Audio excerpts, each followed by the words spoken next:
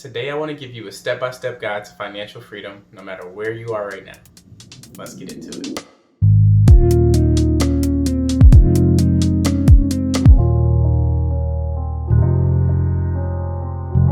Hey y'all, welcome back to the Inspired Investors channel where we share personal finance and real estate information to inspire freedom. I'm Caleb, and today we're talking about my 7 steps to financial freedom. This topic is really important to me personally because I really want to have a say about when I choose to stop working for someone else so that I can put my time and energy into spending time with my family and solving the problems that really matter to me personally. Real quick, before we get into it, I want to be really clear about what I mean when I say financial freedom.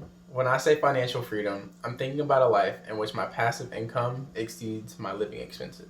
That being said, please take what you need from this video. These are the steps that I plan to take, but they're by no means the only way to get financially free. Alright, and for step 1, we need an emergency fund. As always, we're planning and praying for the best, but we need to be prepared in the event that something goes wrong. Injuries, layoffs, etc. happen when we least expect them to, which is why I believe the first step toward financial freedom is to save up about a month's worth of expenses in an emergency fund. We'll develop a longer-term emergency fund later.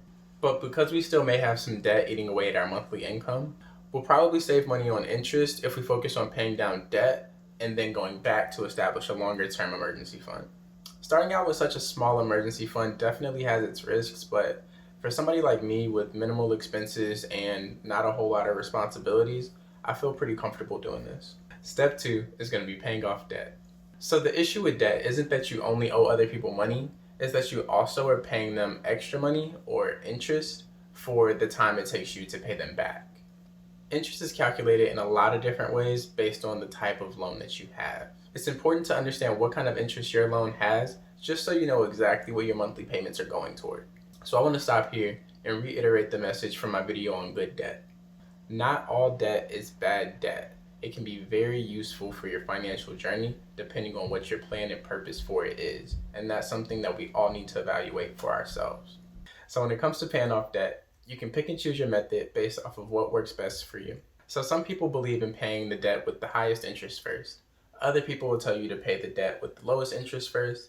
And some people will tell you to use debt to pay off debt.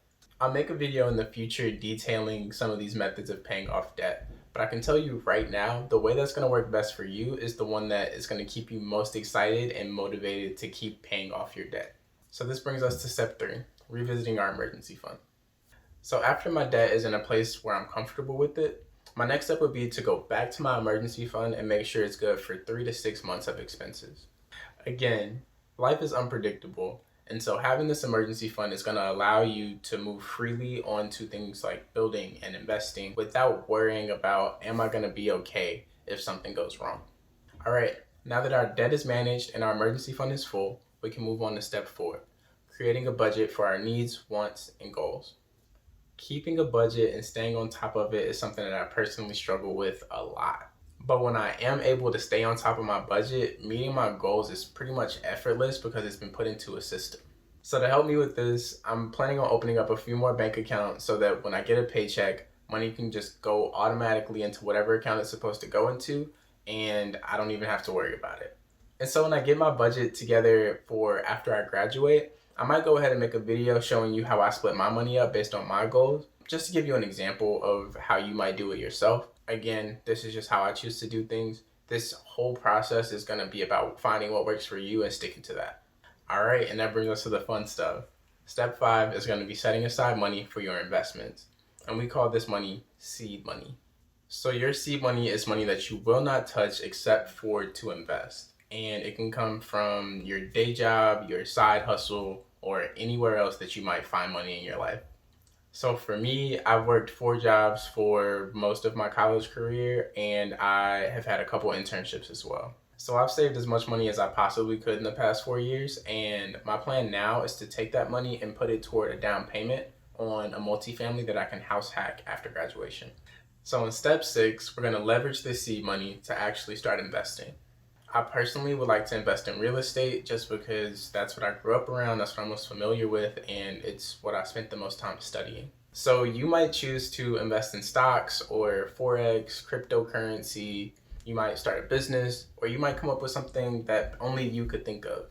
So the idea here is to begin building scalable streams of income that will eventually become passive. And step 7 is a retirement plan. So as long as you're alive, I personally believe you have work to do. However, that work does not need to be at a 9 to 5. Your work might be in helping your community thrive, or even just in raising your family. Either way, you need a plan to protect yourself and your finances for the long term. Okay, I know retirement planning can seem like something that happens way down the line, but the earlier you start to think about it and start to plan for it, the better off you'll be. Mainly because you have the time to be intentional about all the moves you're making up to this point, and you can make life look exactly how you want it to look in the long term. So the video I make in the future on this will probably just outline a couple different types of retirement accounts and a few strategies as to how to use them. I personally work with a company called BETTERWEALTH on this, and I'll leave their information down in the description. I really just think they're an amazing company. I'm not sponsored or anything like that by them, but I highly recommend them to anybody who is looking to be more intentional about the life that they're living, especially if it's around finances. So you don't need to work with anybody when it comes to planning your retirement, but I think it's super beneficial to work with someone who's an expert, especially around this. I also want to leave you with a few books that changed the way I look at money and investing. The And Asset, Set for Life, Rich Dad Poor Dad, and The Millionaire Next Door are all books that I highly recommend, and I'll link them down in the description. So if this video is helpful, be sure to like, subscribe, and share it with someone else who might find it useful. Also, check us out on social media at Inspired Investors, and as always, thanks for watching.